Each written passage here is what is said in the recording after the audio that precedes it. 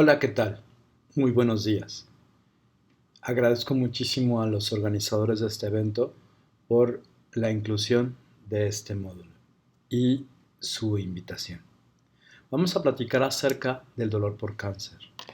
Yo soy Alfredo Covarrubias Gómez, soy médico cirujano especialista en anestesiología, posgraduado en medicina del dolor y en medicina paliativa e intervencionismo en medicina del dolor y paliativa. También soy licenciado en gastronomía con especialidad en sommelier, licenciado en nutrición aplicada e instructor físico grupal. Actualmente soy fundador y director del Centro Algia para Educación en Salud, presidente electo del Colegio de Anestesiólogos del Estado de Tlaxcala en México, asesor del Grupo de Trabajo para Países en Vías de Desarrollo de la International Association for the Study of Pain. Soy expresidente y miembro del Consejo Consultivo de la Asociación Mexicana para Estudio y Tratamiento del Dolor, ex tesorero y exsecretario de la Federación de Latinoamericana de Capítulos de la IASP, y mi actividad clínica es como médico adscrito al Departamento de Medicina del Dolor y Paliativa del Instituto Nacional de Ciencias Médicas y Nutrición Salvador Subirán y de Summit Clinic en la Ciudad de México. Mi conflicto de intereses, es importante que lo sepan desde ahorita, es que yo no tengo ningún conflicto de intereses. El resultado de mis opiniones son realizadas conforme a mi experiencia clínica e investigación científica. Y si bien es cierto que doy pláticas para algunos laboratorios farmacéuticos, no tengo ninguna relación laboral con ninguno de ellos, ni eh, o de otra índole. Eh, Al ser instructor físico de grupos, posiblemente me encuentren asociado a marcas como Zumba, Strong Nation, Spinning y otros. Sin embargo, no represento los intereses de ninguna de esas compañías.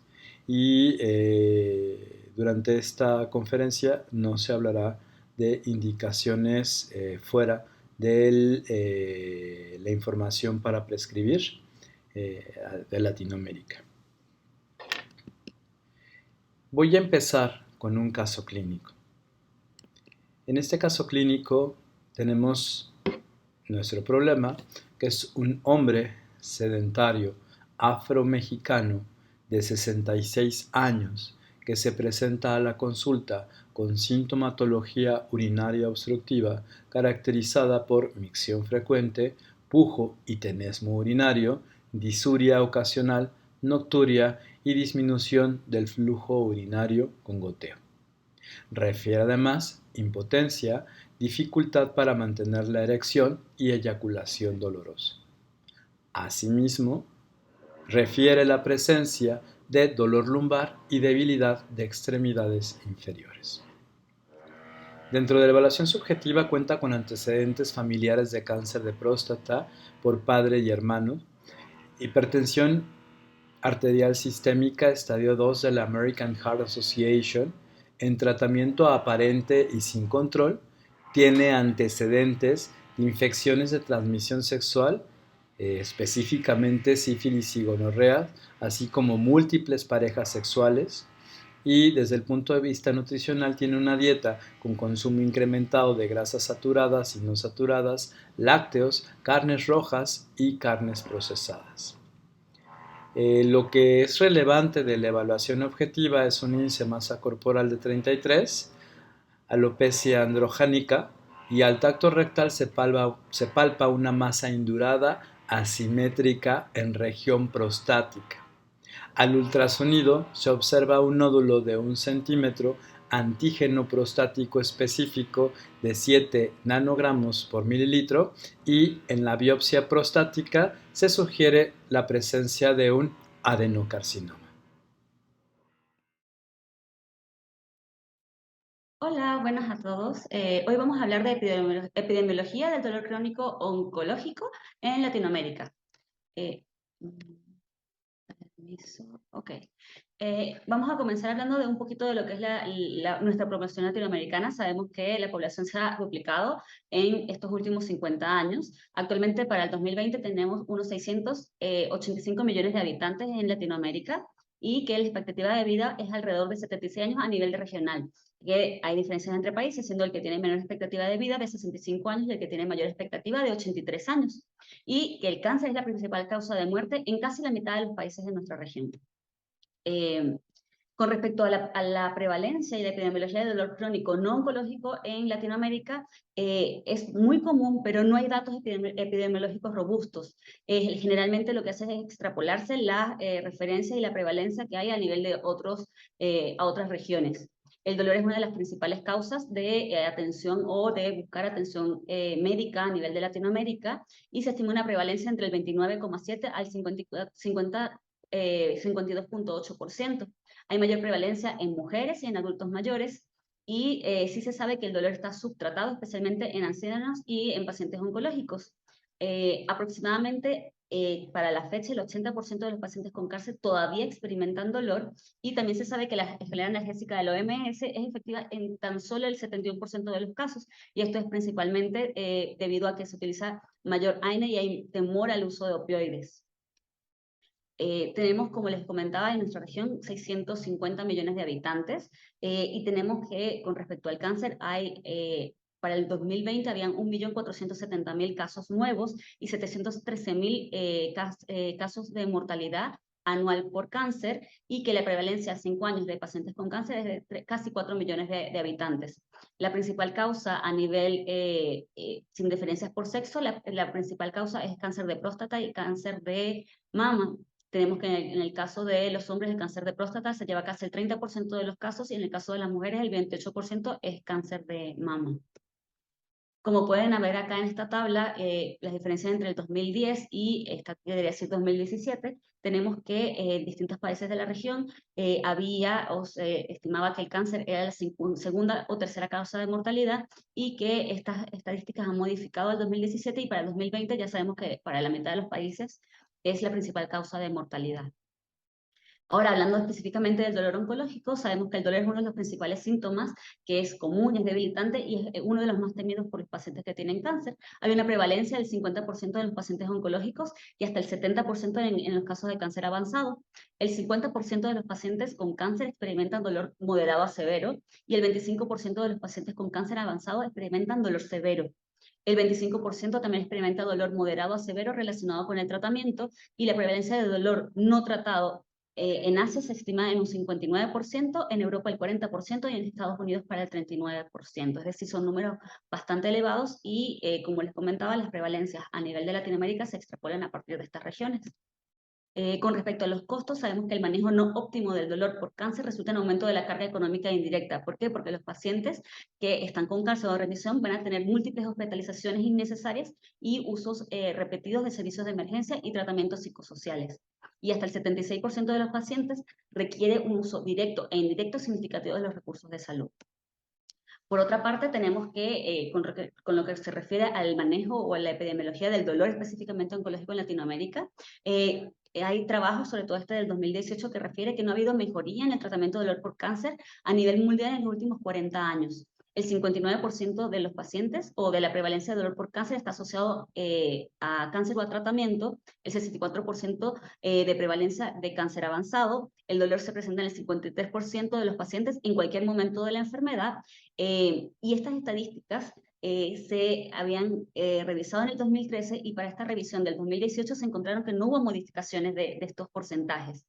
La prevalencia de dolor por cáncer en Latinoamérica se estimó en un 42,1% para este trabajo, pero se obtuvo solamente de 2 trabajos que se publicaron en Brasil entre 2014 y 2015. Tenemos que la prevalencia del dolor por cáncer se modifica con la edad, teniendo que es una prevalencia del 50% en menores de 65 años y hasta casi el 60% en mayores de 75 años. Con respecto a lo que es el manejo de cuidados paliativos en Latinoamérica, tenemos que el consumo de opioides promedio es de 4,8 miligramos por cada habitante, cuando el promedio mundial es de 58,11 miligramos por habitante. Estas son estadísticas verificadas y publicadas para el 2021 y se sabe que el acceso a cuidados paliativos y el control de dolor es limitado en Latinoamérica. Hay falta de voluntad de políticas, educación a nivel de pregrado y posgrados, las leyes que son demasiado restrictivas para permitir un uso correcto o difundido de opioides y las barreras culturales que impiden el uso correcto de opioides. Finalmente, aquí te les presento lo que es el consumo de opioides en distintos países de Latinoamérica. Como pueden ver, les coloqué principalmente Bolivia, que es el que está registrado, que es el que tiene menor consumo de opioides, que es 0,9 miliequivalentes de morfina por habitante, per cápita. En cambio, tenemos otras regiones, otros países de la región, como sería Chile, por ejemplo, que la diferencia tenemos que es de 26,3 miliequivalentes de morfina per cápita.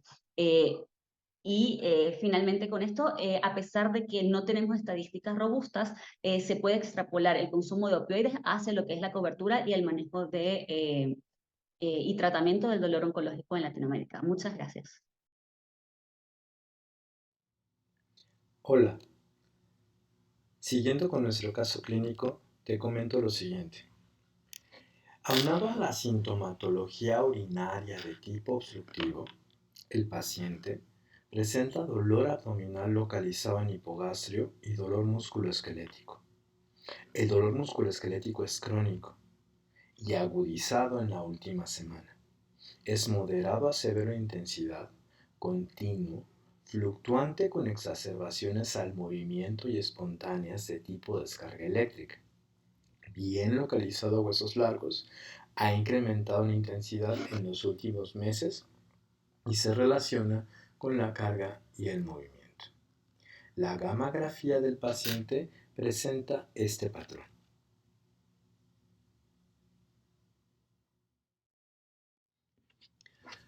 Algo que es interesante es tener en cuenta el dolor por cáncer. Sobre esto voy a platicar algunas consideraciones iniciales. Y es que, ¿por qué es importante hablar del cáncer? En el 2002 se estimó que 24.6 millones de personas en el mundo tenían cáncer. De ellos, 6.7 millones murieron por esta causa. Cuando nosotros vemos las principales causas de muerte en el planeta, nos damos cuenta que el cáncer es una causa importante de mortalidad.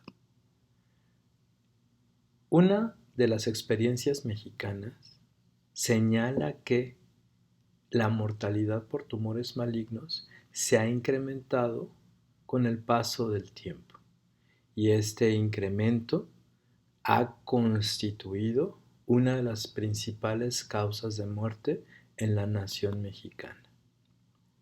Cuando nosotros vemos una tabla comparativa de los nacimientos y las muertes durante el 2004 hacia el 2013, nos damos cuenta que en esa década los nacimientos y las muertes estuvieron prácticamente en la misma tesitura.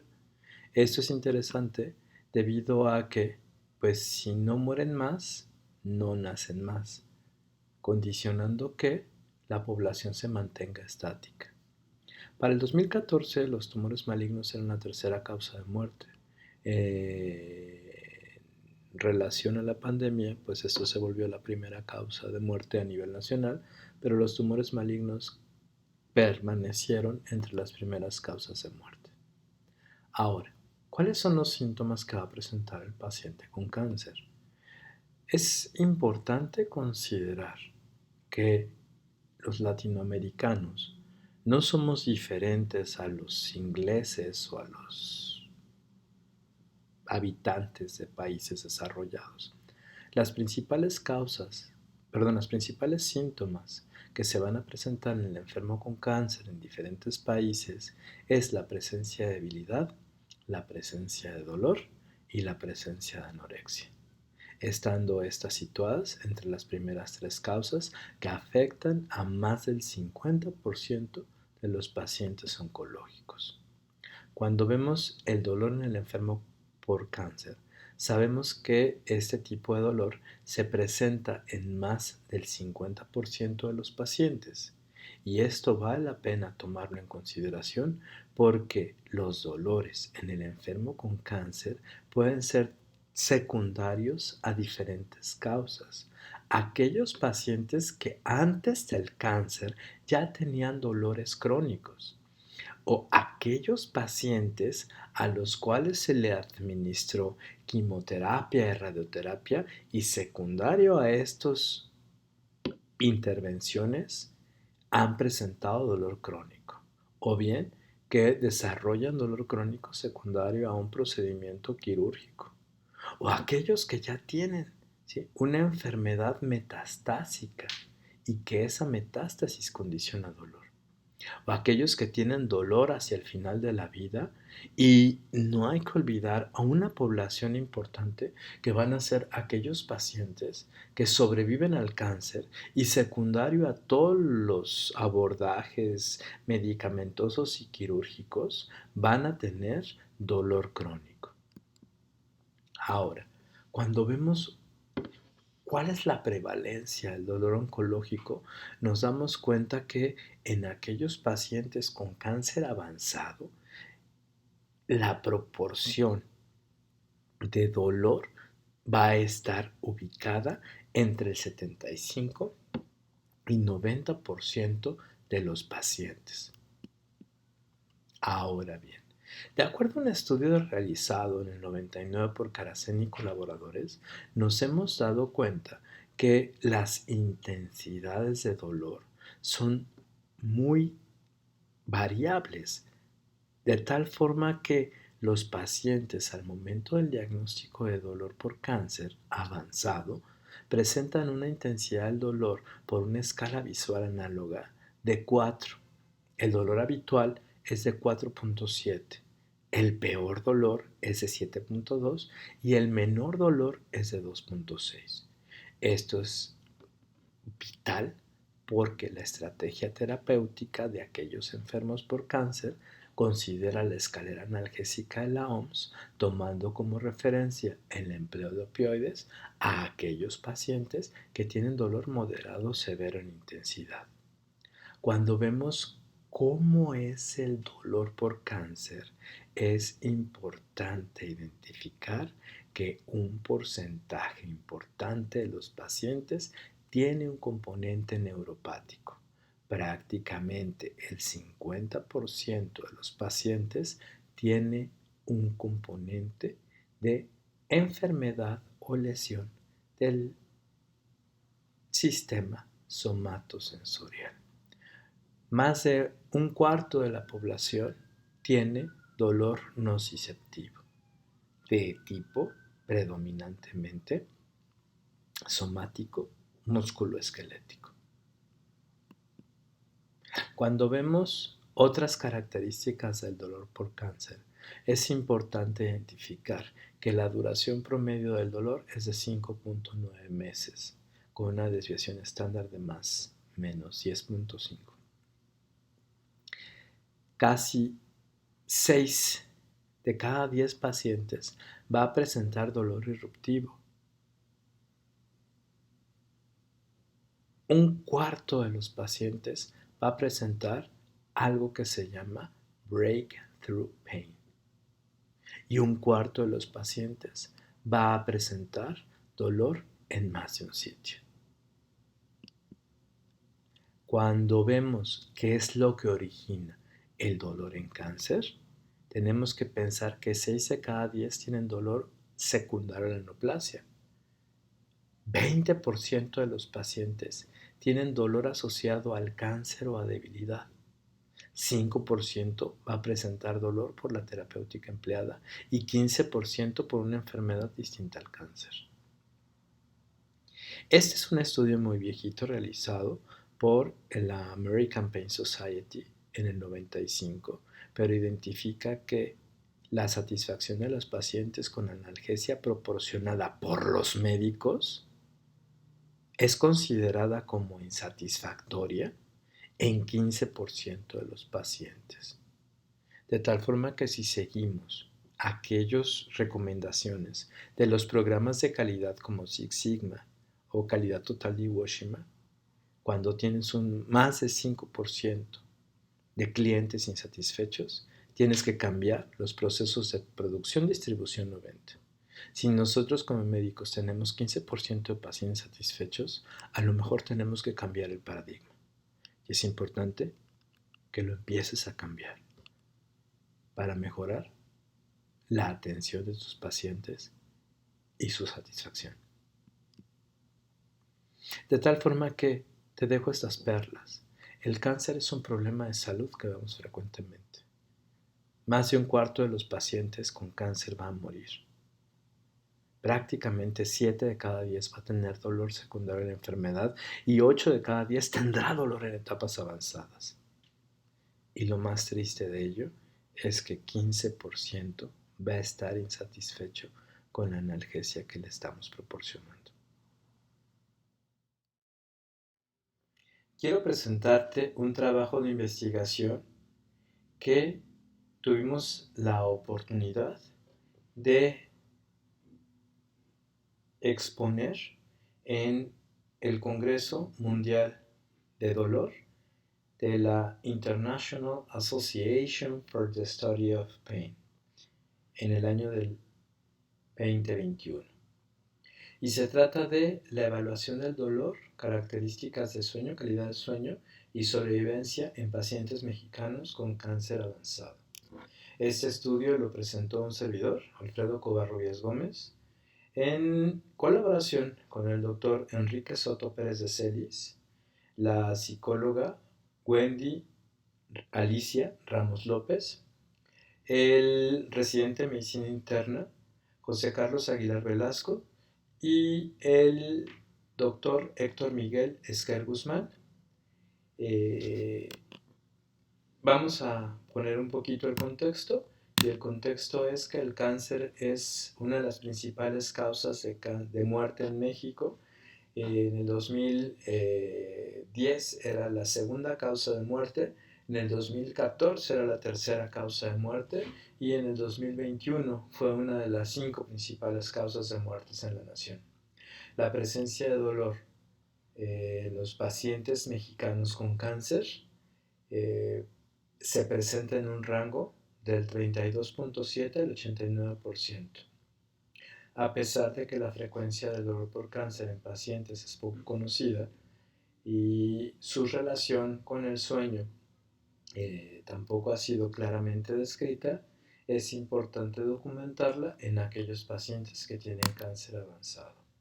El objetivo del estudio fue evaluar el dolor reportado por el paciente, la calidad del sueño y el tiempo de sobrevida en pacientes mexicanos con cáncer avanzado. La relevancia para el cuidado del paciente es que existe una relación entre el sueño y el dolor, y esta relación ha sido directamente proporcional entre mayores alteraciones del dormir, más intensidad del dolor.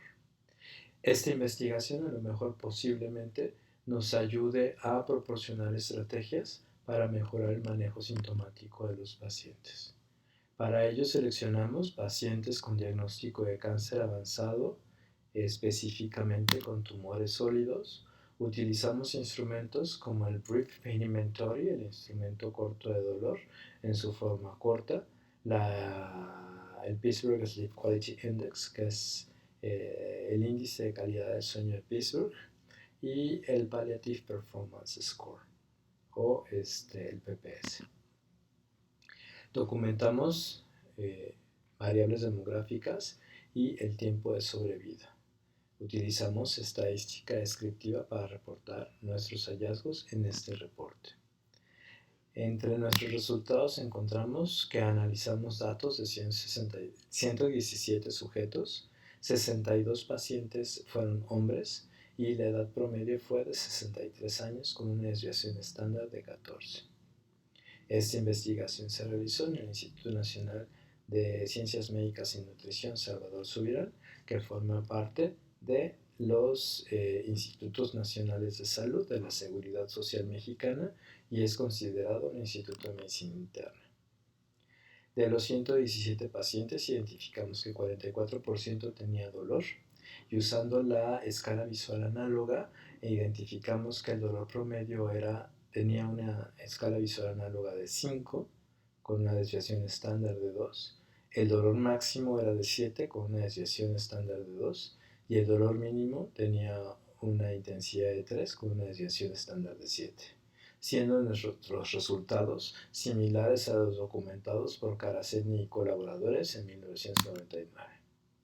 Con respecto a la calidad del sueño, identificamos que con el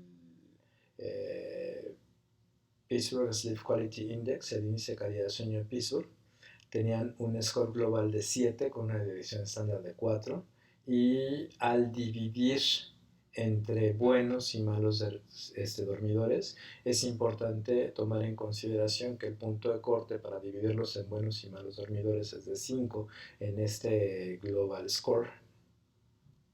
Identificamos que 67% era considerado malos dormidores. El tiempo total de sueño fue de 6 horas en estos pacientes. Sin embargo, identificamos la presencia de un sesgo asociado a la edad. Utilizando el PPS, la funcionalidad paliativa, el score, el Palliative Performance Score, identificamos un puntaje de 77. 49% de los pacientes murieron al final del estudio y aquellos que sobrevivieron tenían una sobrevida en días de 158 días después del reclutamiento. Como conclusiones tenemos las siguientes. Existe una posible relación entre el sueño y el dolor. En pacientes con cáncer avanzado, el dolor es un síntoma frecuente, así como las alteraciones del dormir. No podemos concluir si tiene un impacto en la sobrevida, tanto el dolor como en las alteraciones del sueño. Muchas gracias. Hola, un feliz día para todos. Muchísimas gracias por hacer parte de este módulo de dolor oncológico. Y bueno, continuando pues con este caso clínico que han estado revisando de este paciente con cáncer de próstata, pues vamos a hablar ahora, y ya les voy a compartir mi pantalla, sobre dolor óseo en cáncer. Todo obviamente englobado en este caso clínico que han estado revisando. Para quienes no tengo el gusto de conocer y para quienes no me conocen, yo soy María Fernanda Arboleda, soy médica colombiana, pero llevo muchos años fuera de mi país. Soy anestesióloga egresada del Instituto Nacional de Ciencias Médicas y Nutrición Salvador Subirán y de la Universidad Nacional Autónoma de México, en Ciudad de México. Posteriormente hice mi curso de alta especialidad en medicina del dolor y cuidados paliativos, también en el Instituto Nacional de Nutrición Salvador Subirán y en la Universidad Nacional Autónoma de México. Y finalmente, pues tuve la oportunidad de moverme a Canadá. Estudié en la Universidad de McGill en Montreal. Hice un fellowship clínico en manejo intervencionista del dolor y anestesia para cirugía de columna. Y finalmente, estudios postdoctorales en investigación en cuidados de soporte en cáncer y cannabis medicinal. Pues bueno, sin más preámbulo, démosle inicio a esta conversación. La información que les voy a presentar está basada en lo que tenemos disponible en la evidencia clínica, busca generar educación médica con un alto contenido científico y no tengo conflictos de interés o relación comercial que declarar. ¿De qué quiero que hablemos en este tiempito que vamos a estar? 3 puntos importantes. 1, quiero que revisemos brevemente a qué se refiere el dolor óseo en cáncer y qué tan prevalente es en el paciente oncológico. 2, quiero que hagamos pues brevemente también determinemos cómo es el abordaje de estos pacientes con dolor óseo en cáncer. Y 3, vamos a resumir las recomendaciones en el manejo pues óptimo de estos pacientes con dolor por metástasis óseas. ¿Listos? Bueno, entonces, primero, hablemos sobre el dolor óseo y qué tan frecuente es. Hoy sabemos que el dolor óseo en pacientes con cáncer es supremamente frecuente en algunos tipos de cáncer. Por ejemplo, en el cáncer de próstata, como ustedes ven en pantalla, el 65 al 90% de los pacientes con cáncer de próstata van a presentar dolor óseo. Cáncer de mama también, cáncer de pulmón. Y esto pues realmente ocurre por esta marcada afinidad de estos tipos de cáncer por generar metástasis a hueso. Y esto pues generará este dolor óseo.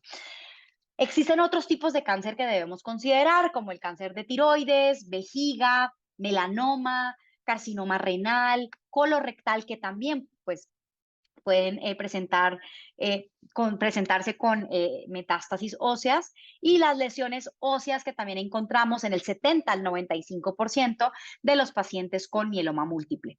Entonces, una vez se produce la metástasis a hueso, se induce remodelación ósea significativa y vamos a tener problemas asociados como fracturas, dolor, anemia, etcétera, que ya veremos en un momento. Ahora bien, con todos estos avances que hemos ido teniendo en la medicina, tecnología, para los tratamientos contra el cáncer, poco a poco hemos ido observando un incremento en la sobrevida de estos pacientes con metástasis óseas. Por ejemplo, en los años 70 decíamos que la sobrevida de una persona con metástasis ósea era de 1 año. Luego en el 2007 hablábamos de sobrevida a 6 años. Luego en el 2011 hablábamos de sobrevida a 10 años. Y hoy por hoy, más del 50% de las personas con metástasis óseas viven más de 10 años. Entonces, ¿esto qué implica? Pues que lo más probable es que a su consulta llegará personas con un cáncer, por ejemplo, de próstata, como el que estamos viendo en este caso, que va a estar presentando además metástasis óseas que pueden complicarse y que van a presentar problemas como estos que ven en pantalla. Dolor intenso, el dolor es, muchas veces hay quienes lo comentan como intratable. En el 68% de los casos vamos a ver este dolor intenso asociado con estas metástasis óseas, fracturas patológicas, y por supuesto que el tener dolor intenso, fracturas patológicas, pues nos va a limitar la movilidad de forma importante, la funcionalidad en estos pacientes. Vamos a ver compresión en médula espinal, raíces nerviosas en algunos casos, hipercalcemia, que también hay que considerar de forma importante. Entonces, todo esto, todos estos problemas asociados con las metástasis óseas, ¿qué van a producir? Pues, por supuesto, van a impactar de forma significativa y de forma negativa en la calidad de vida relacionada con la salud de estos pacientes. Ahora, en cuanto a números y en cuanto a la parte epidemiológica, hoy vemos que en Estados Unidos, por ejemplo, hay aproximadamente 280,000 nuevos casos al año de pacientes con metástasis óseas. Y esto, pues, por supuesto, implica unos costos altísimos para los sistemas de salud. Vemos costos reportados también en la literatura médica de hasta 12,6 billones, perdón, de dólares al año. Y claro, el tema con las metástasis óseas es que tenemos que anticiparnos a estos problemas que estamos viendo, a actuar de forma temprana para evitar llegar a complicaciones graves que incrementen pues también todos estos costos hospitalarios, del sistema de salud, de recursos, etcétera. De forma interesante, vemos que algunos estudios de autopsias muestran que el 90% de los hombres que fallecieron por cáncer de próstata tenían metástasis óseas. Entonces, lo más probable es que este paciente que estamos viendo en este caso clínico de cáncer de próstata, lo más probable es que tiene metástasis óseas. Y siempre piensen en esto cuando tengan enfrente de ustedes a un paciente con cáncer de próstata. Y bueno, ya veíamos los otros tipos de cáncer que también debemos considerar. Ahora, ¿cómo es que ocurren estas metástasis a hueso? Generalmente ocurren por diseminación hematógena y se van a implantar en las partes más vascularizadas del esqueleto. Y aquí ustedes ven cuáles son las regiones que más afectadas se ven por las metástasis óseas: la columna vertebral, pelvis, fémur proximal, húmero proximal, los huesos del cráneo, costillas. Entonces, estas zonas, ténganlas en mente porque son las que más frecuentemente van a estar afectadas por estas metástasis, y por lo tanto el dolor óseo va a ser más frecuentemente en estas zonas o en estas regiones. Aquí encontramos esta otra tabla en donde vemos que la columna lumbosacra es la principalmente afectada, pelvis, costillas, huesos de cráneo, fémur, la columna torácica también, por ejemplo en cáncer de mama, en cáncer de pulmón, y la columna cervical en menor frecuencia. Ahora, cuando tenemos un paciente con dolor óseo por cáncer, es muy importante entender cuáles son las características. Generalmente estos pacientes reportan que se trata de un dolor sordo, profundo e intenso, relacionado generalmente con la sobrecarga de peso, ¿sí? Al cargar algo o con la movilidad o el peso del propio cuerpo. Y este también empeora en la noche.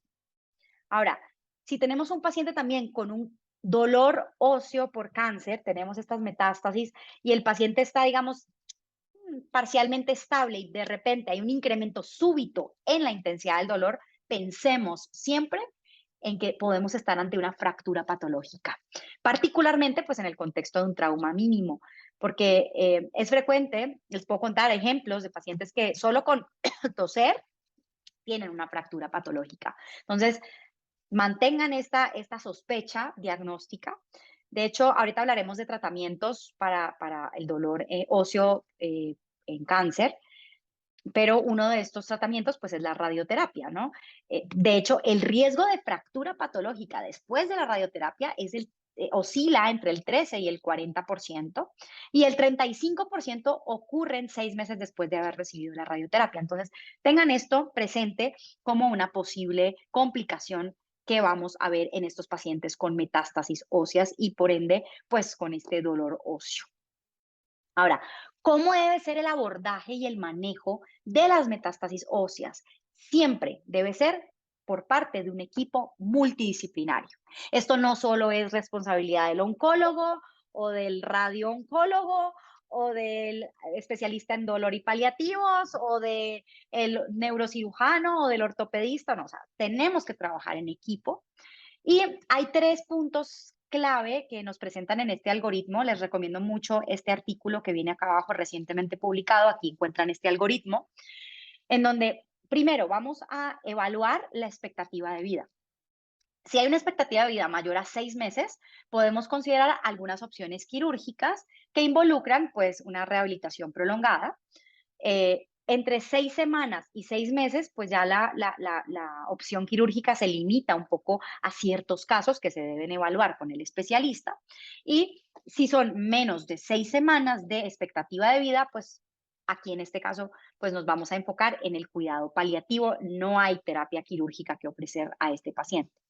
Ahora, segundo punto, vamos a evaluar el riesgo de fractura que tenemos. Entonces, si ya hay fractura determinada, diagnosticada por imagen y demás, o si hay un riesgo alto de fractura, vamos a considerar un posible tratamiento quirúrgico. Si no hay riesgo de fractura o no hay fractura, pues consideraremos, por ejemplo, a la radioterapia. Tercer punto a tener en cuenta es la evaluación de la extensión de la enfermedad. ¿Está aislada? O si es una oligometástasis única, una única metástasis, pues podemos llegar a considerar el tratamiento quirúrgico que puede mejorar pues los outcomes para estos pacientes, pero si ya es una enfermedad extensa o difusa, pues ya aquí no estaría indicado ningún tratamiento quirúrgico y nos iríamos con manejo no invasivo. Y parte de lo que dice este artículo que me parece muy importante es que, como ya les decía antes, tenemos que anticiparnos. Un abordaje profiláctico va a mejorar el manejo del dolor y de la funcionalidad de estos pacientes. Entonces, no esperarse hasta último momento, paciente ya fracturado con dolor terrible, para referirlo, sino realmente ir un paso adelante. Ahora ustedes dirán, bueno, ¿y por qué se genera este dolor óseo por cáncer? Hoy sabemos que este dolor óseo por cáncer es un dolor crónico, pues con una patogénesis compleja. Sabemos que el periósteo es rico en inervación y al haber una distensión del periósteo, pues vamos a tener muy posiblemente dolor. Existen otras causas como la liberación de sustancias por células tumorales o inflamatorias, activación sostenida de los osteoclastos, compresión nerviosa que puede existir alrededor de estas metástasis o el mismo crecimiento tumoral, pues causa esa lesión que va a generar dolor, invasión a tejidos adyacentes, etcétera. Pero pues quiero que se lleven unos puntos clave y muy relacionado con esta imagen que ven aquí en pantalla, que tiene que ver un poco con esta patogénesis y es, primero, y pues es obvio, la destrucción ósea o la osteolisis inducida por el tumor, pues se va a relacionar de forma directamente proporcional con la aparición de este dolor oncológico. Ahora, como ven aquí en la imagen, la activación osteoclástica se da bajo la influencia del factor de necrosis tumoral alfa y de las citoquinas liberadas por las células tumorales. Estos osteoclastos de resorción ósea van a secretar protones, enzimas ácidas que van a disolver el hueso, como ven ahí en la imagen, y este ambiente ácido ¿qué va a hacer? Va a activar nociceptores, generando pues esta percepción del dolor que se va a ir pues por estas vías del dolor que ustedes seguramente ya han revisado en otros módulos, y la severidad del dolor va a depender del número de cambios neuroquímicos y de todas estas sinapsis que vamos a tener aquí en el ganglio de la raíz dorsal. Entonces, hay un poquito de resumen de cómo es que se está generando este dolor óseo. ¿Cómo tratarlo? Entonces, digamos que hay varias guías que podemos encontrar. La evidencia clínica nos muestra algunas recomendaciones muy precisas. Hablemos primero de los antiinflamatorios no esteroideos o los famosos AINE. Hoy sabemos que, claro, es muchas veces lo primero que tenemos a la mano, es algo frecuentemente utilizado, pero ojo con los AINE, porque a pesar de que pues tienen un maravilloso efecto antiinflamatorio y analgésico, hay que recordar que este es un contexto de un dolor agudo, por lo general, no en el contexto de un dolor crónico, como el que presenta una persona con dolor óseo por cáncer.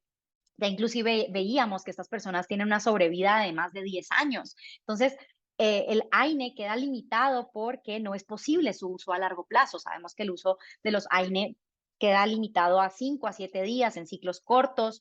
El uso a largo plazo va a traer problemas a nivel renal, cardiovascular, gastrointestinal. Entonces, ojo con los AINE, no en este contexto. Lo que sí va a ser muy útil en este contexto en particular van a ser los opioides, recordando que son primera línea de manejo para el dolor oncológico, que van a producir un efecto analgésico que perdura en el tiempo. Entonces, paciente con cáncer, primera línea, opioides, es indudable. Ahora, hay que entender que obviamente existen diferentes opioides y cuál va a ser el que más le va a ayudar a mi paciente, pues hay que hacer una evaluación completa. Recordar que si el paciente tiene falla renal o falla hepática, vamos a tener que escoger un opioide específico. Entonces es importante tener en cuenta el tipo de opioide que voy a administrar, cuál va a ser la vía de administración oral, parche transdérmico, si el paciente está en urgencias, vía intravenosa, con qué dosis vamos a iniciar, cómo se va a titular la dosis o cómo va a ser ese régimen de escalada de la dosis,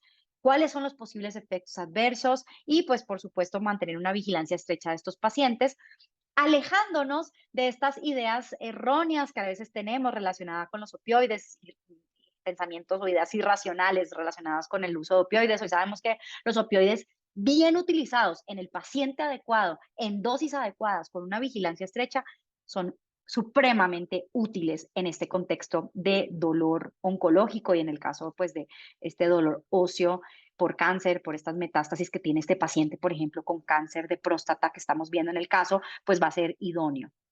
Ahora, otras terapias que también hay que considerar, los bifosfonatos. Los bifosfonatos van a afectar la actividad osteoclástica que ya veíamos y van a tener también un impacto que han mostrado en la sobrevida, esto en algunas revisiones sistemáticas de la literatura y metaanálisis que hemos visto.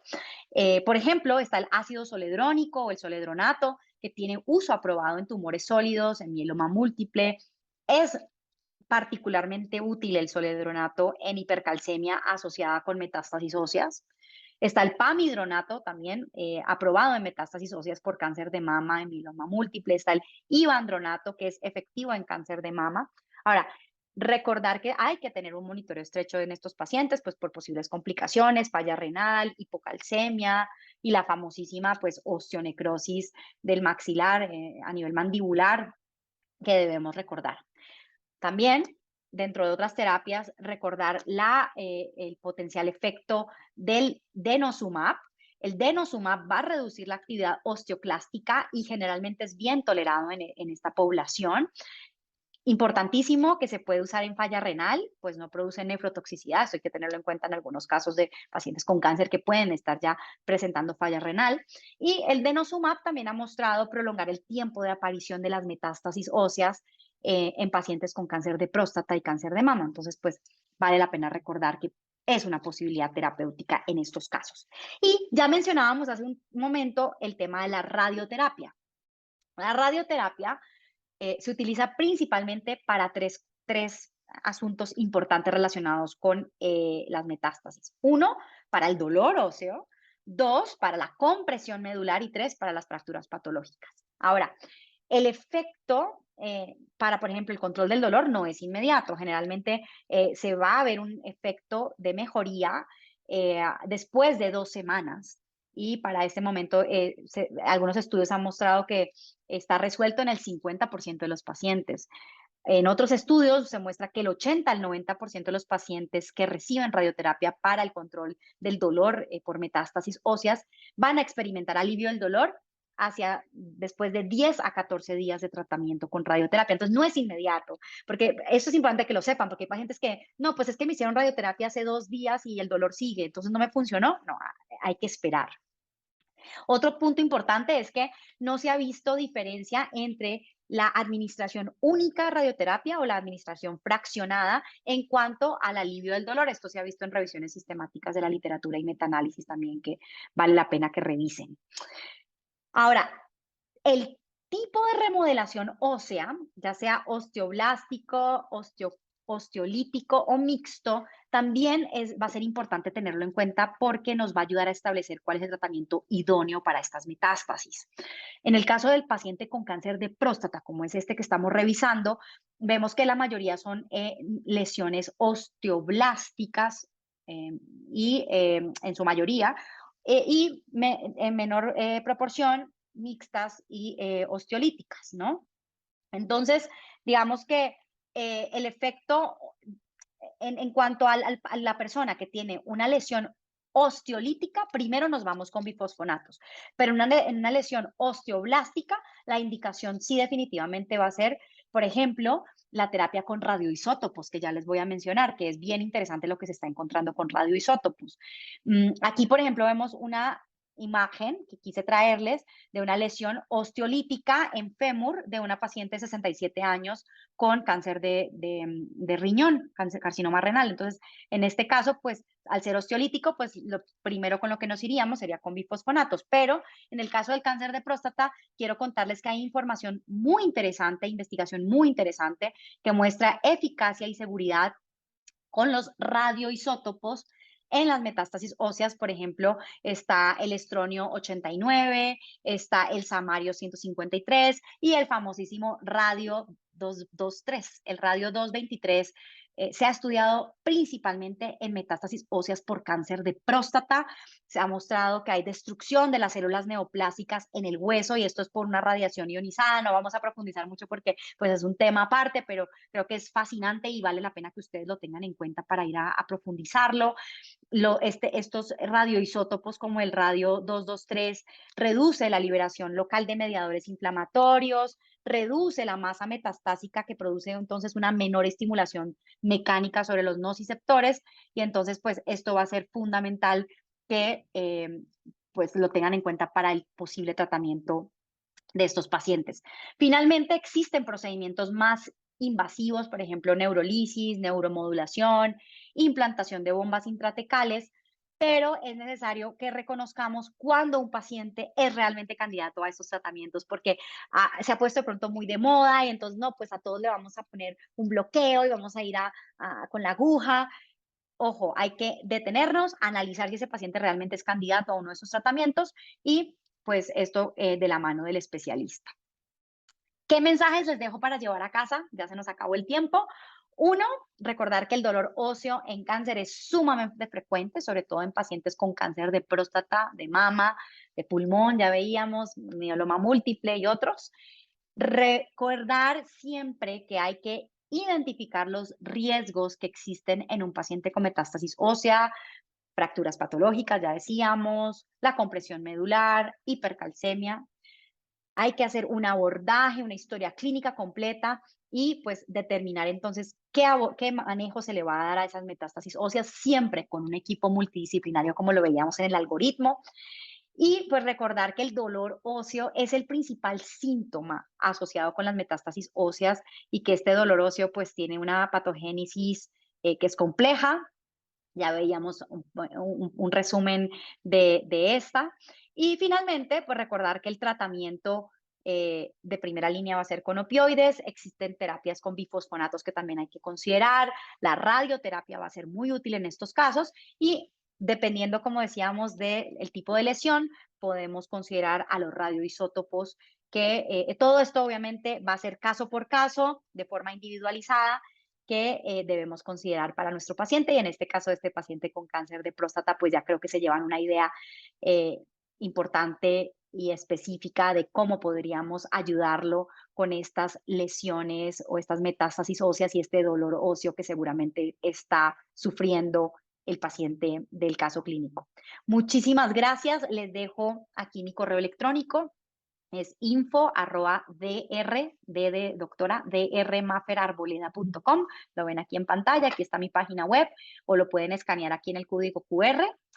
Siempre me gusta dejarlos con una frase y en este caso quiero decirles que es muy importante que avancemos juntos. Esto es un trabajo en equipo, en generar y compartir conocimiento que impacte de forma positiva en la vida de millones de personas, porque eso es lo que ustedes están haciendo en su día a día, en su práctica. Compartan este conocimiento para que muchos otros pacientes se puedan beneficiar. Muchísimas gracias nuevamente por haber estado en este módulo. Gracias. Les mando un fuerte abrazo y hasta la próxima. Adiós. Dolor. Mi nombre es el doctor Alejandro Vargas Bermúdez. Soy especialista en medicina paliativa de Costa Rica y voy a comentar específicamente sobre algunos conceptos importantes en el tratamiento del dolor oncológico. Según la Organización Mundial de la Salud, aproximadamente 18 millones de personas mueren con dolor cada año y ha logrado identificar que dentro de los obstáculos más frecuentes para que esto se esté sucediendo es la insuficiente competencia y capacidad de los profesionales sanitarios. Se describe que un 50% de estas personas fallece con dolor porque se les ofrece un tratamiento inadecuado del dolor. Cuando hablamos de esta patología, es importante que sepamos claramente lo que sería la definición. La Asociación Internacional para el Estudio del Dolor lo define como una experiencia sensorial y emocional desagradable asociada a una lesión tisular real o potencial. Y ya vamos viendo algunos de los conceptos importantes que debemos de tener presente y sobre todo el componente emocional que nunca debemos pasar de lado cuando evaluamos a un paciente con dolor. ¿Y qué es importante? Que a la hora de enfrentarnos a un paciente con dolor, realicemos una historia clínica y un examen físico dirigido. Una de las mnemotecnias que se utiliza muy frecuente a la hora de evaluar el dolor es lo que se conoce como el alicia. Por tanto, vamos a preguntarle a nuestros pacientes desde cuándo apareció el dolor, cuál es su localización, si tiene alguna irradiación específica, qué lo caracteriza, qué intensidad tiene y si existen agravantes o atenuantes del dolor. Debemos de conocer que existen diferentes tipos de dolor. Las principales clasificaciones lo dividen en un dolor nociceptivo que puede a su vez dividirse en somático o visceral. Somático cuando hablamos específicamente de un dolor articular, un paciente con osteoartrosis, y visceral cuando existe alguna lesión directa en alguna víscera, como una úlcera péptica, una angina de pecho o un dolor relacionado a nefrolitiasis. Por otro lado, tenemos lo que sería el dolor neuropático, que lo podemos clasificar en central o periférico, específicamente cuando existe una lesión a nivel de médula espinal o secuelas de un evento cerebrovascular. Hablamos de dolor neuropático central o un dolor neuropático periférico relacionado a una neuropatía periférica por secuelas de un herpes zóster o los pacientes que tienen una neuropatía diabética. Vemos en esta diapositiva que el dolor por cáncer se caracteriza por ser un dolor mixto que va a incluir tanto características de dolor nociceptivo como de dolor neuropático o incluso lo que se conoce en la actualidad como dolor nociplástico cuando no logramos identificar exactamente cuál es la causa, el mecanismo que está desencadenando el dolor. Otro de los aspectos importantes que debemos de tener presente a la hora de evaluar un paciente con dolor es que debemos de preguntarle cuál es la intensidad de dolor. Existen diferentes escalas que se utilizan en la práctica clínica para la evaluación del dolor, pero lo más importante es que sepamos identificar que de acuerdo a la numeración del dolor, así es la intensidad que el paciente lo está percibiendo. Un dolor de 0, un dolor de 1 a 3 lo vamos a clasificar como dolor leve, un dolor de 4 a 6 un dolor moderado y un dolor de 7 a 10 como dolor severo. ¿Y por qué es importante? Porque esto nos permitirá establecer, según la escalera analgésica de la Organización Mundial de la Salud, cuál sería el tratamiento más adecuado de acuerdo a la intensidad del dolor. Si estamos hablando de un dolor leve, el cual va a tener una intensidad de 1 a 3 en la escala visual análoga, vamos a recomendar el uso de medicamentos no opioides como el acetaminofén y los antiinflamatorios no esteroidales. Por otro lado, si tenemos un paciente con un dolor moderado, con una intensidad de dolor de 4 a 6, vamos a tener que utilizar lo que se conocen como opioides débiles. En este grupo vamos a incluir el tramadol y la codeína. Pero si ya tenemos un paciente con un dolor severo, con una intensidad de 7 a 10, vamos a tener que iniciar el tratamiento con lo que se conocen como opioides fuertes, dentro de los que tenemos la morfina, la metadona, la oxicodona, la buprenorfina, el tapentadol y el fentanilo. Algunos tips importantes que se recomiendan a la hora de utilizar este tipo de medicamentos, sobre todo los opioides, es que evitemos a toda costa lo que serían la combinación de medicamentos del segundo y el tercer escalón. Sí podríamos considerar la combinación de fármacos del primer escalón con los del segundo o los del tercero para tener un mejor control del dolor, y nunca debemos de olvidar lo que se conoce como los fármacos coadyuvantes. Estaríamos hablando de los esteroides, los anticonvulsivantes, los antidepresivos, la lidocaína o incluso el uso de otros fármacos como la ketamina.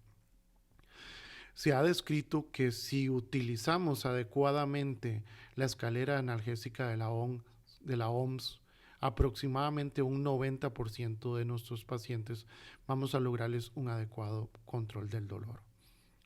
Se han establecido otros escalones como el cuarto y quinto escalón, que ya estamos hablando de las técnicas invasivas como las bombas intratecales, pero eso ya serían en el caso de que no se logre un adecuado control del dolor siguiendo estas recomendaciones de la escalera analgésica. Existen 4 principios fundamentales para tratar el dolor en los pacientes con cáncer, también descritos por la Organización Mundial de la Salud, que siempre debemos de tener presente. Primero que todo, recordar que la vía que siempre debemos de utilizar es la vía oral, sobre todo en aquellos pacientes que tienen una vía oral permeable. En cuidados paliativos, cuando la vía oral no es permeable, podemos considerar lo que sería la vía subcutánea. Otro de los conceptos importantes es que debemos establecer un horario regular para la medicación del dolor. Por tanto, debemos dejar de lado las indicaciones de por razón necesaria en el caso de este tipo de medicaciones. Otro de los conceptos es tener atención al detalle y según el paciente, porque sabemos que nuestros pacientes, la mayoría tienen múltiples comorbilidades o enfermedades avanzadas que hacen que debamos de tener siempre presente a la hora de prescribir sobre todo los medicamentos para el tratamiento del dolor. ¿Y cuál sería el medicamento de elección cuando estamos hablando de tratar el dolor en un paciente con cáncer?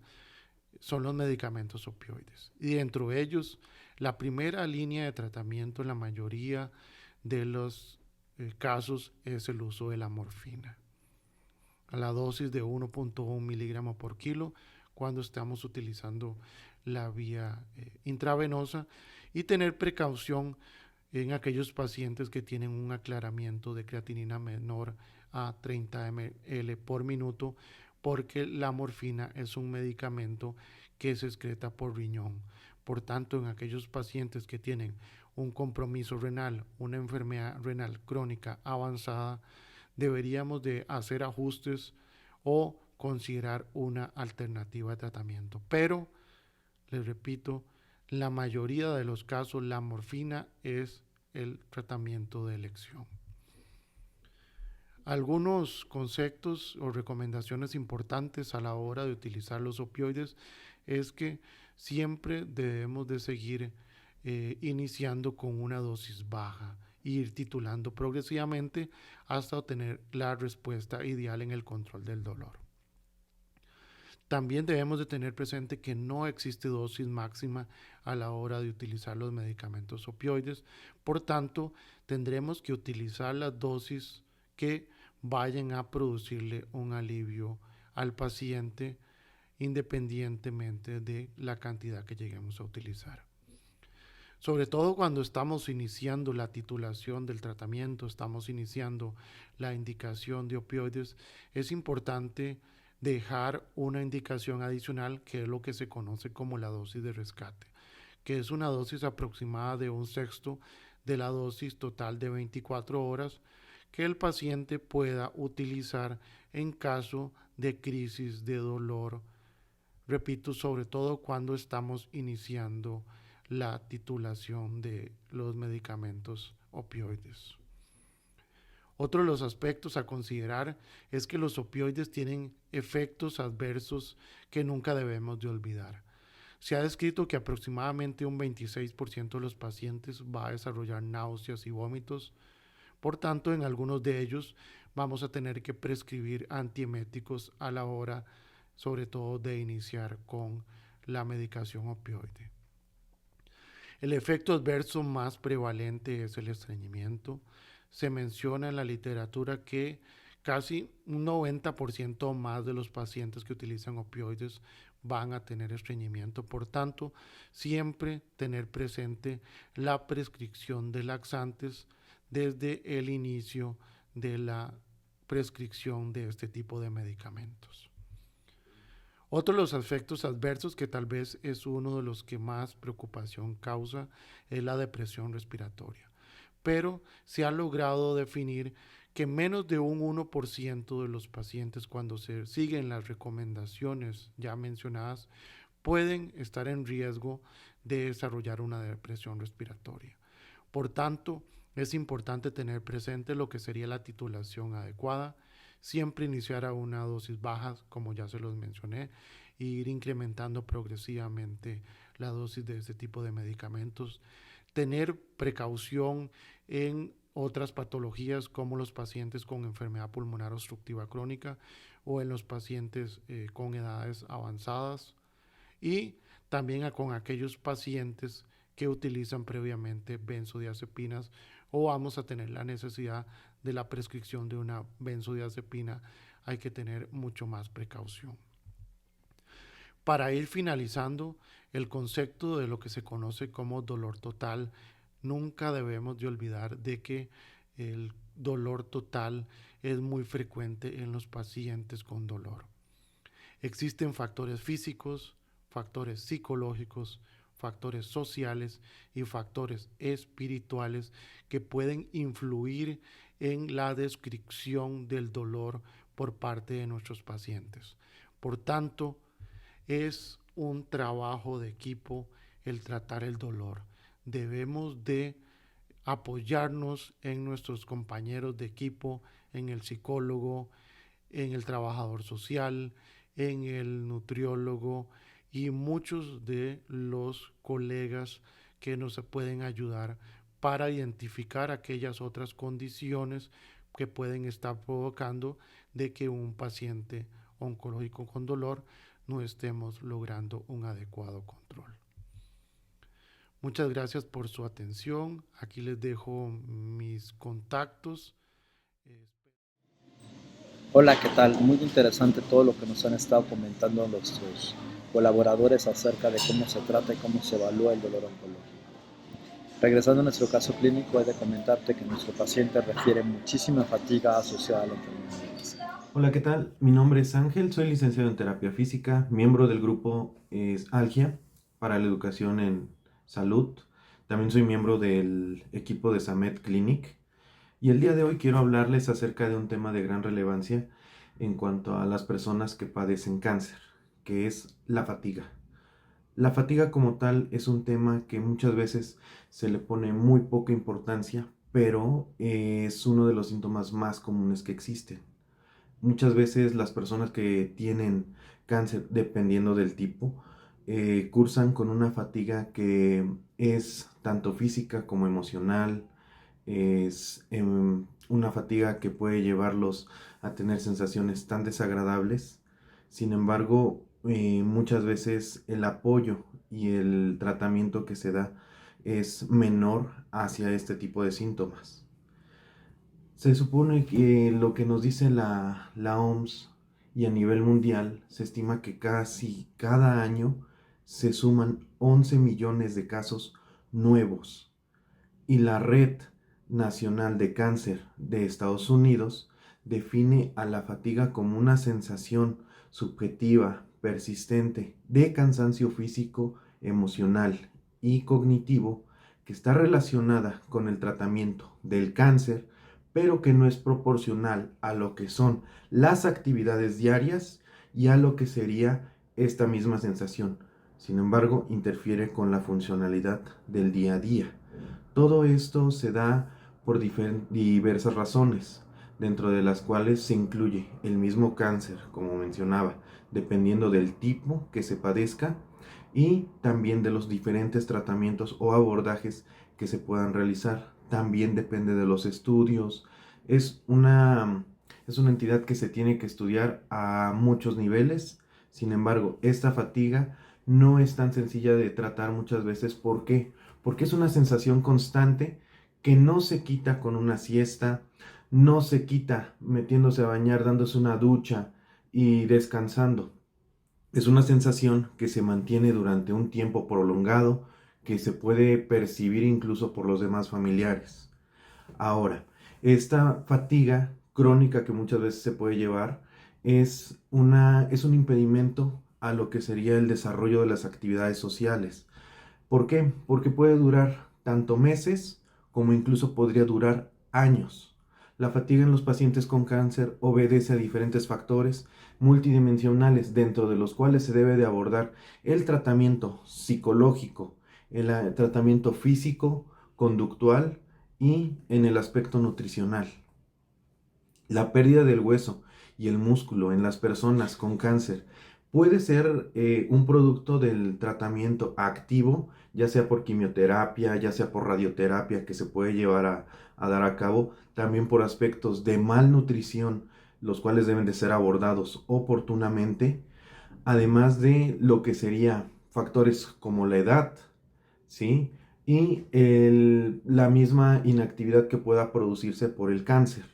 Ahora, hay un punto que se debe de abordar también cuando hablamos del paciente que tiene cáncer y ha generado metástasis, dado que la metástasis puede inducir a lesiones tanto osteolíticas como osteoblásticas. Quiere decir modificaciones de lo que serían partes óseas. Ahora, muchas de las terapias farmacológicas pueden llegar a inducir estos fenómenos. Lo que se debe de considerar es parte de la mineralización tanto ósea y lo que sería el proceso de la atrofia muscular, dado que la mineralización ósea corresponde también a lo que sería un aspecto físico y esto va dado mediante estímulos mecánicos, son los que van a llevar a cabo una mejor mineralización. ¿Qué quiere decir? Un músculo que sea más dinámico, que tenga mayor movimiento, que pueda ser entrenado, va a conducir a algunos estímulos que puedan ayudar a tener una buena densidad ósea. Ahora, este término que se llama diafonía musculoesquelética es la combinación de ambas cosas, lo que sería pérdida muscular más pérdida ósea. y eso se envuelve en un círculo vicioso en el que se debe de romper en algún momento, tratando de abordar tanto farmacológicamente como lo que sería en el aspecto físico. Ahora, resulta que la fatiga relacionada al cáncer no está al 100% definida y no se conocen todos los aspectos, tanto físicos como fisiológicos, ni tampoco a nivel bioquímico. Sin embargo, se conoce que una infiltración de citocinas inflamatorias, lo que puede llevar a una inflamación crónica que pueda llegar a degenerar también células musculares, además de alteraciones en la sincronización de lo que es el ritmo circadiano, problemas y alteraciones del sueño podrían conllevar a una mayor persistencia de la fatiga crónica. Alteraciones en el eje hipotálamo pituitario suprarrenal también nos pueden llegar a generar alguna sintomatología en lo que sería la fatiga. Como lo digo, es un tema que se debe de abordar de manera integral, no solamente puede ser abordado por oncólogo, por algólogo, sino también debe ser abordado por psicología, por lo que sería nutrición y por terapia física. Sin embargo, en terapia física vamos a definirlo solamente para el tratamiento de lo que sería la fuerza y mejoría de un gran aspecto en la destreza y la movilidad. Tendríamos que utilizar también lo que es terapia ocupacional, ¿sí? Y en algunos casos, dependiendo también de la zona, se podría utilizar terapia de lenguaje. Ahora, los tratamientos basados en nutrición y ejercicio han demostrado que son terapias no farmacológicas que son ideales para la mayoría de los pacientes en cuanto al manejo de la fatiga. ¿Por qué? Porque de hecho son intervenciones que son de bajo costo y que no requieren una intervención tan extensa más que la conducción adecuada y los parámetros adecuados para cada grupo o incluso para cada individuo, ¿sí? La manera en que se deba de cuantificar el estado de fatiga de cada una de las personas es utilizando la escala de fatiga funcional de la terapia del cáncer, o incluso podríamos utilizar la escala de fatiga de Schwartz o la escala de fatiga de Piper, que son escalas que nos dan una estimación del grado de fatiga que pueda llegar a tener cada una de estas personas y así determinar la línea del tratamiento a seguir.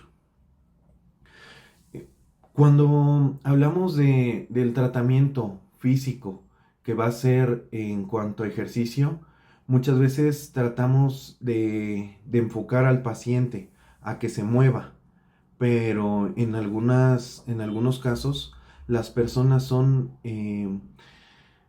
no menospreciadas, pero sí fragilizadas, ya sea por la misma familia o por ellos mismos, ¿sí?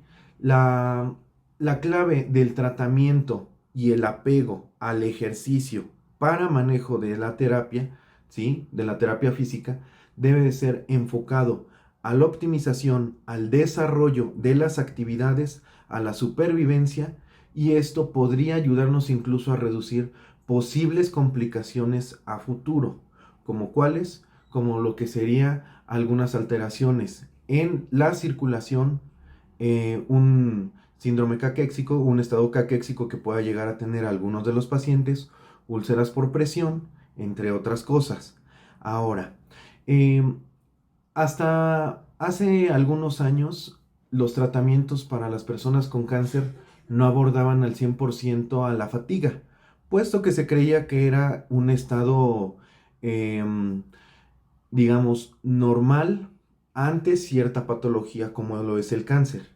Sin embargo, actualmente los grupos que se dedican al apoyo y tratamiento de las personas que tienen cáncer deben de abordarlo directamente. ¿Por qué? Porque es una de las secuelas que más se presenta. Las intervenciones propuestas por ciertas investigaciones han demostrado una mejoría en lo que es la fatiga y la funcionalidad, a diferencia de los grupos controles que se han tomado. El ejercicio individualizado que se ha utilizado ha sido casi en su mayoría ejercicios de lo que podríamos distinguir el ejercicio aeróbico, como lo que podría ser caminar, correr, trotar, ejercicio en HIIT. Sin embargo, todos estos tipos de ejercicios deben de ir dosificados y especificados para cada grupo de paciente.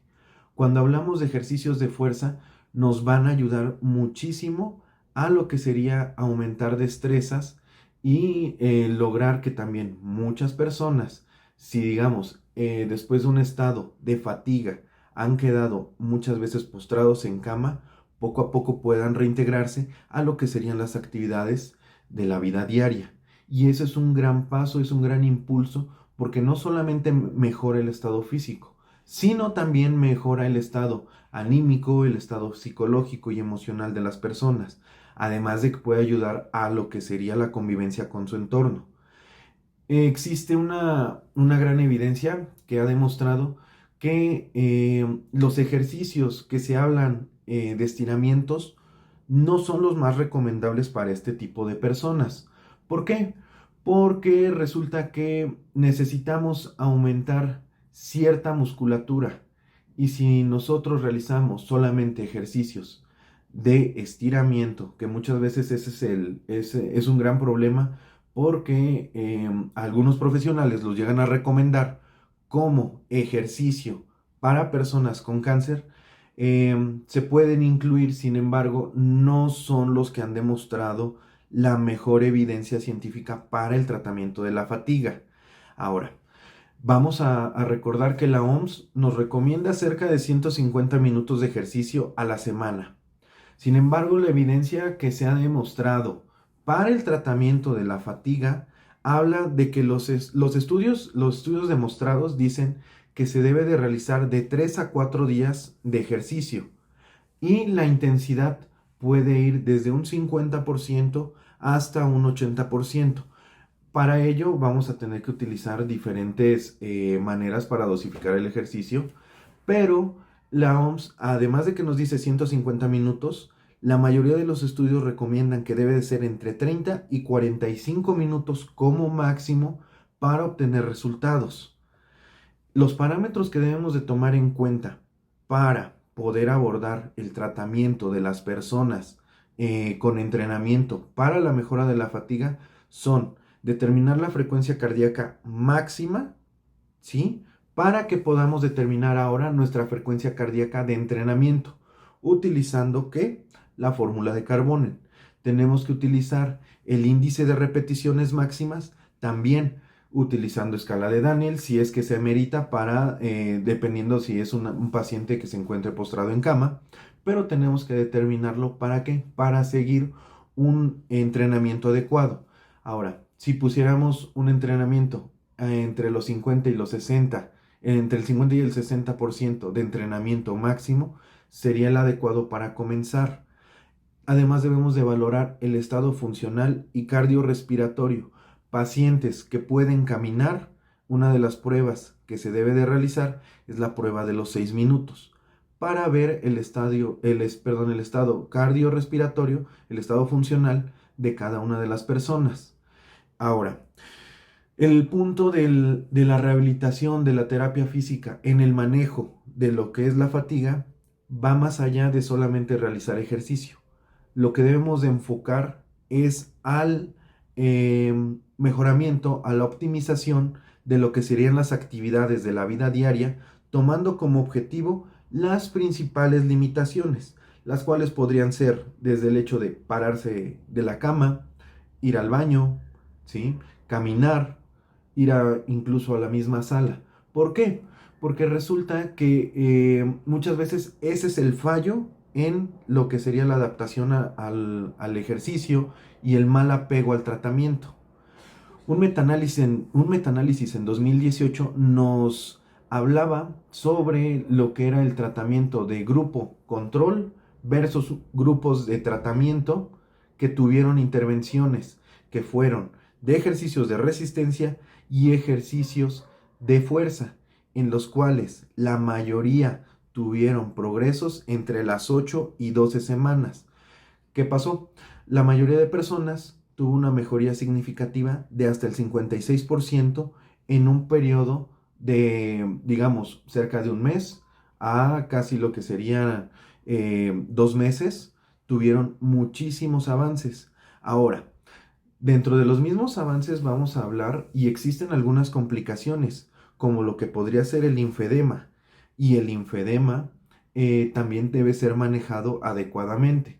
No solamente es con poner algunas medidas de compresión. Existe algo que se llama terapia descompresiva compleja, la cual involucra a vendajes multicapa indicados precisamente con lo que sería la compresión adecuada para cada grupo de pacientes cuando se llegue a presentar linfedema, ya sea en tronco, en cuello y en extremidades, más el manejo con ejercicio, porque ello es lo que nos va a ayudar a favorecer lo que sería este drenaje de toda esa acumulación de líquido. Otros de las posibles complicaciones sería la lumbalgia, el dolor articular, dolor muscular, post-entrenamiento, entre algunas otras cosas. Sin embargo, el ejercicio es base del tratamiento de lo que sería la fatiga por cáncer. Lo importante es dosificarlo adecuadamente y atenderse con profesionales que se comprometan con la mejoría de cada uno de los pacientes. Saludos. Yo creo que lo que hemos revisado hasta ahorita nos va a ayudar mucho para el alivio de nuestros pacientes. Regresando a nuestro caso, he de comentarte que nuestro paciente presentaba datos sugestivos de síntomas de depresión y ansiedad al serle realizado el instrumento denominado BEC para depresión y ansiedad, motivo por el cual lo referimos con nuestro psicólogo. Hola, mi nombre es Nancy Rangel Domínguez, soy psicóloga y voy a hablarles acerca de la importancia del abordaje psicológico en personas que padecen cáncer. La agenda de esta presentación consiste de los siguientes pasos. Vamos a hablar acerca de cuáles son las respuestas psicológicas esperadas ante un diagnóstico oncológico, cómo y con qué estrategias realizar una evaluación psicológica, cuáles son algunos de los puntos o elementos que debemos considerar en la atención psicológica y las conclusiones. Cuando una persona conoce el diagnóstico del cáncer, puede ser que esté enfrentando una o varias de las situaciones que les enlisto en esta diapositiva. El cáncer implica la ruptura de la vida tal como la conocemos. Al saber que tenemos cáncer o que alguien de nuestros seres queridos padece cáncer, cambia el día a día, cambia la cotidianidad, se tiene que dejar de hacer las cosas que hacíamos e implementar nuevas conductas como ir a recibir un tratamiento o modificar las cosas que comemos o modificar la rutina de la familia. Hay una pérdida de los roles que puede llegar a ser importante y significativa para las personas que padecen cáncer. Por ejemplo, pueden perder el rol de proveedores o de cuidadores o de aquella persona que era considerada para la toma de decisiones al interior de la dinámica familiar. Hay un cambio en las expectativas y en los planes, es decir, aquellas cosas que se tenían contempladas para un futuro, es posible que no pueden llevarse a cabo o no de la manera en la que lo estamos pensando. Y saber que se tiene cáncer nos coloca más cerca de la realidad de nuestra propia muerte, que si bien es algo que entendemos y sabemos que la muerte va a llegar, aquellas personas que reciben un diagnóstico oncológico pueden tener una certeza mayor, aunque esto no necesariamente implique que la enfermedad se encuentre en etapas avanzadas, pero es una percepción, eh, es parte de las respuestas psicológicas al conocer el diagnóstico. Cuando ustedes escuchen el término respuesta psicológica, probablemente estén tentados a pensar solamente en las cuestiones afectivas o emocionales. Sin embargo, es importante que yo les comente que cuando decimos respuestas psicológicas, nos referimos a un conjunto de situaciones de muy diversa índole, particularmente en los tres componentes que ustedes están viendo en la diapositiva. Hay componentes cognitivos, del comportamiento y afectivos o emocionales. A nivel cognitivo, em, la el diagnóstico de una enfermedad oncológica viene a generar una serie de pensamientos alrededor de la enfermedad o de los tratamientos que pueden ser generadores de malestar. También es probable que ante el diagnóstico, ante la situación de estar viviendo con cáncer, se modifiquen o se rectifiquen algunas creencias al respecto, se hagan algunas atribuciones de por qué me dio a mí, por qué yo estoy enfermo de esta cosa y no otras personas. Estas también son respuestas psicológicas. A nivel del comportamiento, vamos a considerar todo aquello que hacemos o que dejamos de hacer alrededor de una enfermedad. Y bueno, a nivel afectivo probablemente es lo que más ubicamos de manera general, que son las respuestas emocionales.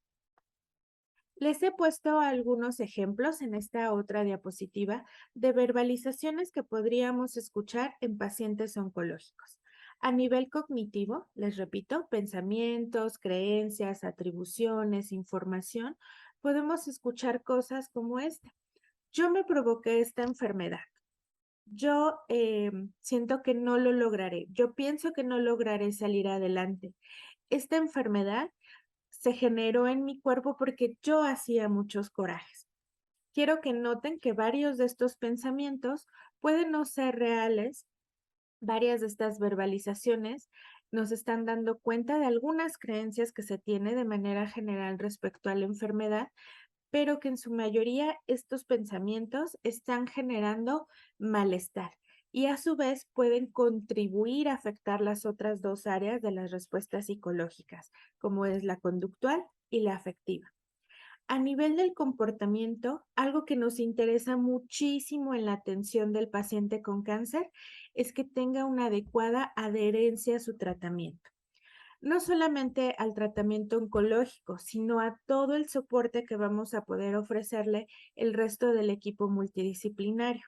Es decir, que siga las indicaciones nutricionales, de rehabilitación, las indicaciones de clínica del dolor, las indicaciones de psicología y todas las áreas que se vayan agregando a la atención de este paciente. Sin embargo, vamos a notar que hay pacientes que no tienen una correcta adherencia al tratamiento, es decir, no siguen estas indicaciones o las siguen de manera incompleta o las siguen de manera pausada, es decir, no completan los procesos. Esto es una afectación psicológica que tiene un impacto directo sobre la calidad de vida y la salud del paciente. De ahí que la atención de este tipo de pacientes y en general cualquier persona con una enfermedad crónico-degenerativa deberá estar basada en la multidisciplina, es decir, todos los profesionales de la salud que podamos atribuir a la mejora de la calidad de vida de este paciente, deberíamos participar de su atención. Y bueno, siguiendo con las respuestas psicológicas, vamos a ver que en el aspecto afectivo, las respuestas emocionales son de muy diversas, hay un abanico amplio de estas manifestaciones, aunque con mucha probabilidad las que más vamos a identificar es el miedo, a, a, a qué va a pasar, el miedo a las respuestas ante los tratamientos, el miedo a ser señalados o el miedo a ser etiquetados según la enfermedad, enojo que puede ir hacia los demás o hacia mí mismo o incluso hacia la enfermedad, hacia el sistema de salud, el enojo generalizado, tristeza, que si bien es una respuesta normal y natural, puede llegar a complicarse de tal medida que llegue a dibujar un cuadro clínico de un trastorno afectivo como lo es la depresión. Y bueno, también estas personas se enfrentan a un cuadro constante o a una situación de constante incertidumbre. ¿Habrá funcionado la quimioterapia? ¿Qué me irán a decir en mi consulta? ¿Esta bolita que ahora me salió en el cuello será un renacimiento de la enfermedad? ¿Será, habrá señales de metástasis, etcétera? En ese sentido, ¿Qué es lo que podemos hacer desde la atención psicológica? Siempre va a ser primordial que llevemos a cabo una evaluación psicológica completa, donde busquemos conocer cuál es el grado de información que tiene esta persona acerca de su enfermedad, tanto del diagnóstico como del pronóstico. Es decir, debe quedarnos muy clarito que sabe, que entiende de lo que está pasando en este momento con la enfermedad y qué puede pasar posteriormente.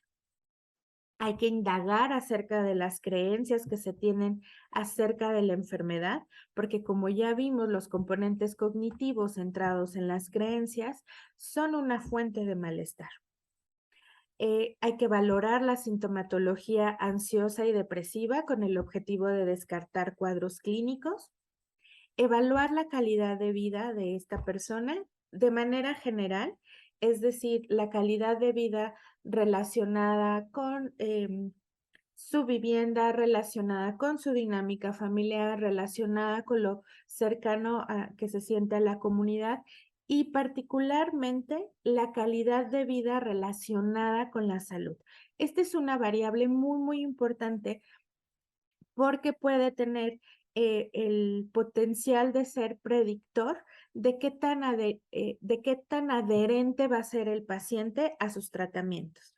También es importante que valoremos la red de apoyo con la que cuenta este paciente.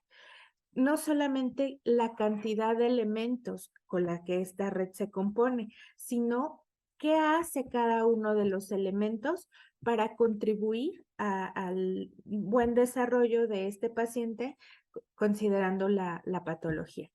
Y bueno, la dinámica familiar también va a ser algo que debemos de considerar a la hora de estar evaluando a una persona con cáncer.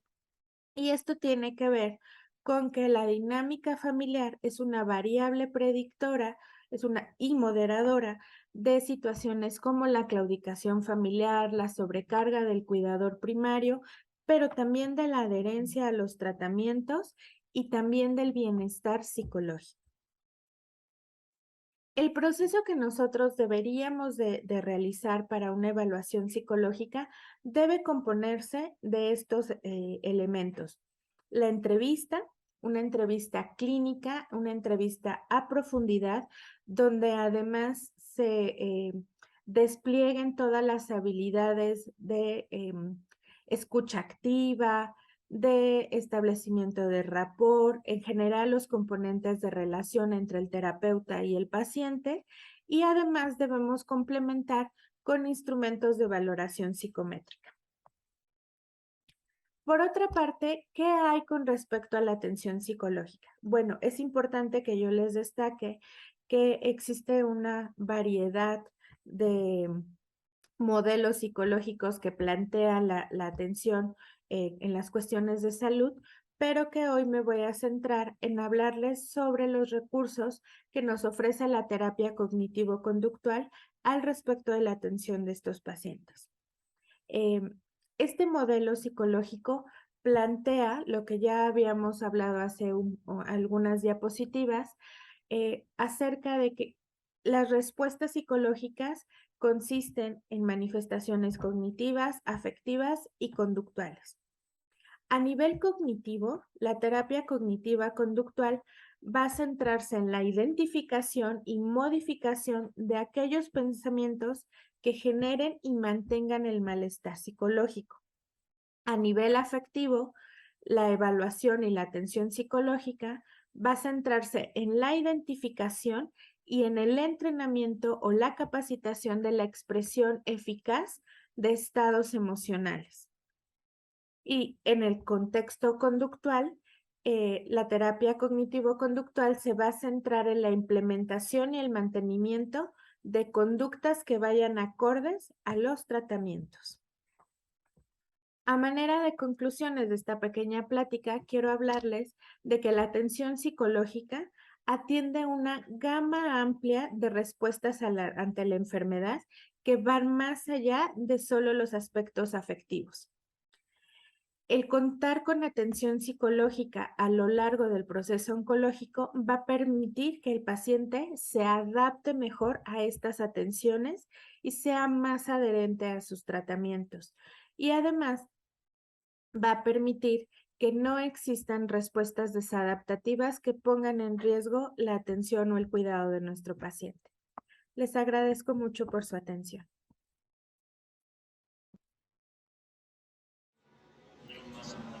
Quiero agradecerte mucho que hayas estado con nosotros a través de este módulo.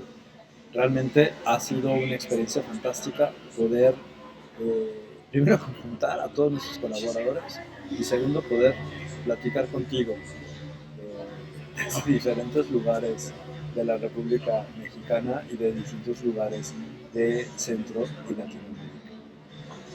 Equipo, como siempre, mi corazón abraza su corazón y estamos en contacto. Espero verlos pronto.